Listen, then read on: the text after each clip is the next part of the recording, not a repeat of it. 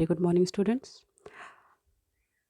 Today we will do our 12th standards first lesson of Unit 1, 1.1 An Astrologer's Day by R. K. Narayan. इसके author है are के नारायण जी. अभी यहाँ पर हम ये लेसन इस वीडियो में पूरा स्टार्ट नहीं करेंगे.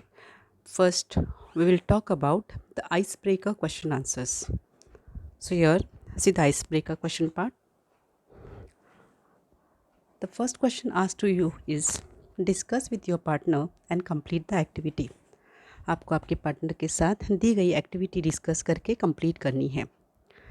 The topic is what are your strengths, यानी आपकी ताकत, आपकी खासियतें क्या है. तो यहाँ पर देखो फर्स्ट कॉलम में आपके दिया है स्ट्रेंथ्स. सेकेंड कॉलम आपको ऐसा क्यों लगता है, वाई डू यू थिंक कि ये आपकी स्ट्रेंथ है, जो भी आपकी ताकत है. एंड देन क्या उससे जुड़ा हुआ कोई आपका ड्रीम करियर है, यानी उसी में जाके आप आगे जाके कुछ उसमें करियर करना चाहते हैं. फर्स्ट एग्जाम्पल आपको सॉल्व करके दिया गया है. पेंटिंग एंड ड्राइंग ये आपकी ताकत है, लेकिन आपको कैसे पता ये आपकी ताकत है. Because you can visualise and express. इसके थ्रू आप वो पिक्चर, वो जो सीन है वो विजुअलाइज कर सकते हैं और एक्सप्रेस होते हैं उसमें से आपकी थॉट्स, आपके आइडियाज़. यस, इसमें से करियर है आपको. You can become a commercial artist और कार्टूनिस्ट. आपकी इस स्ट्रेंथ की वजह से आप एक कमर्शियल आर्टिस्ट या कार्टूनिस्ट बन सकते हैं. देन सेकंड है स्टोरी राइटिंग. कुछ बच्चे स्टोरी राइटिंग बहुत अच्छे से कर सकते हैं. सो यहाँ पर हम कह सकते हैं कि स्टोरी राइटिंग भी हमारी ताकत है. क्यों? Because you can narrate well. क्योंकि आप कोई भी सीन, कोई भी पर्टिकुलर इंसिडेंट क्या कर सकते हैं, अच्छे से उसको बयां कर सकते हैं. इसलिए उसको हम कह सकते हैं कि that you can narrate well. इसके लिए आपकी ये स्ट्रेंथ है. और यस, इससे आपका करियर क्या हो सकता है, that you can become an author या नॉवेलिस्ट. आप एक लेखक हो सकते हैं. नेक्स्ट, कुकिंग भी किसी किसी की स्ट्रेंथ हो सकती है. Why not? Because you can prepare dishes on your own. आप खुद के बोलते हैं ना, खुद के दिमाग से आइडियाज़ लगाकर डिशेस पका सकते हैं. ऐसा नहीं किसी ने आपको बताया है, आप उसमें कुछ नए इनोवेटिव आइडियाज़ डाल के खुद की अलग से डिश बना सकते हैं. इसकी वजह से हम कहते हैं कि कुकिंग हमारा क्या है, स्ट्रेंथ है. और यस, इसमें आप क्या करियर कर सकते हैं, that you can become a chef. And last, dancing भी किसी किसी का स्ट्रेंथ हो सकता है, जिसकी वजह से वो बोलते हैं. क्यों आपको लगता है? Because you can choreograph various steps. आप यहाँ पे अलग अलग अंदाज से खुद अलग अलग डांसिंग स्टेप्स कोरियोग्राफ कर सकते हैं, बना सकते हैं. एंड यस, प्रोफेशनली आप कोरियोग्राफर बन सकते हैं. राइट. सो यहाँ पर इस तरीके से आप चार्ट कंप्लीट करेंगे और आपके नोटबुक में लिखेंगे. देन सेकेंड क्वेश्चन आपको दिया गया है that the seen in a local market of a village, town और city is very attractive. People with different occupations sell their wares. Discuss with your partner the variety of activities at the local market. तो यहाँ पर बताया गया है किसी गांव या शहर में जो लोकल मार्केट रहता है, वहाँ का एक सीन है जो बहुत अट्रैक्टिव है. तो पीपल वहाँ पर क्या करते हैं, जो अलग अलग ऑक्यूपेशन से, अलग अलग प्रोफेशन से है, वो अपनी अपनी चीज़ें, वेयर्स बेचते हैं. तो यहाँ पर आपको आपके उस लोकल मार्केट में कौन कौन सी ऐसी चीज़ें बिकती हुई दिखती हैं. जैसे कि पहले दिया है selling flowers and selling grocery. फूल बिकते हुए दिखते हैं, ग्रोसरी का यानी दाल चावल ये भी दिखता है. Second, selling clothes. Yes, local market में कपड़ों की भी दुकान होती है. Then selling stationery items. Yes, आपके स्केल, पेन, ये सब चीज़ें भी बिकती है. Selling iron tools. लोखंड की कोई कोई चीज़ें बिकती हुई दिखती है. Selling electric items. Even electronic की कुछ चीज़ें भी बाज़ार में आपको बिकती हुई दिखती है.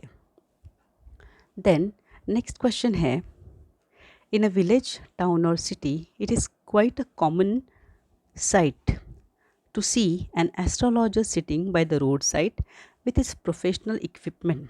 अभी ये सिटी में, मतलब बड़े मेट्रोपॉलिटन सिटी में भी आपने कभी कभी देखा होगा, बहुत कम जगह पर. लेकिन गांव में या छोटे छोटे शहरों में आपने देखा होगा एस्ट्रोलॉजर, यानी जो ज्योतिष रहते हैं, भविष्य बताने वाले, उनको आपने बहुत पाया होगा, बहुत जगह पर देखा होगा.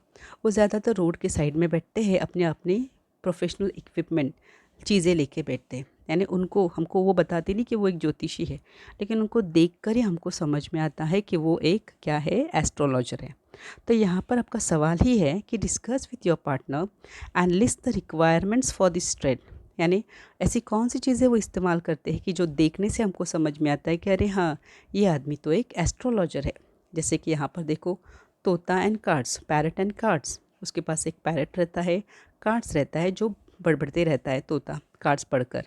सेकेंड, मिस्टिक चार्ट्स, यानी जिसके ऊपर कुछ अलग अलग अजीब अजीब साइंस रहते हैं, वर्ड्स रहते हैं। मिस्टिक यानी क्या, राज से भरा हुआ, right.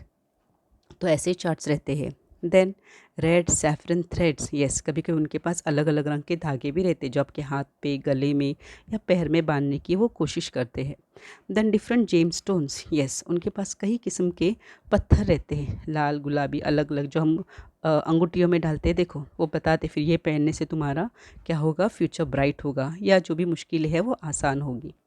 Then lemon and coconut, yes, कभी कभी उनके पास नींबू भी रहते हैं या कोकोनट, ये भी चीज़ें रखते हैं। क्यों?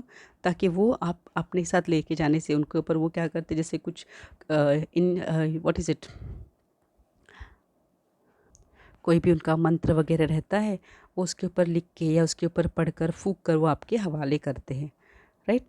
फिर नेक्स्ट क्वेश्चन है, there are certain unreasonable beliefs among people living in our society, यानी हमारे समाज में रहने वाले लोगों के बीच में ऐसे कुछ अनरीजनेबल, जैसे जिस बेवजह माने जाने वाले से बहुत सारे बिलीव्स, यकीन करने वाली चीज़ें हैं।